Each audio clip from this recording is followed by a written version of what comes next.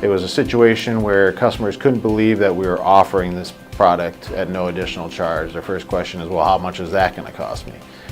Nothing. You do your oil change with us, come back every 5 months or less, and you get these benefits. You let the benefits expire, you come back, they re-up.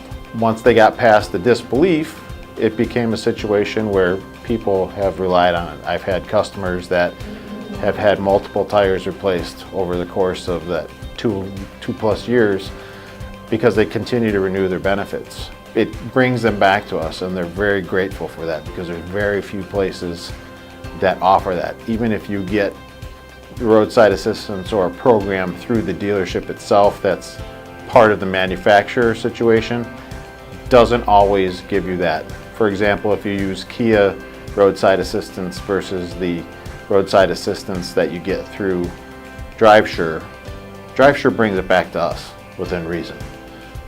Kia brings it to the closest Kia dealership, so that doesn't do us much good.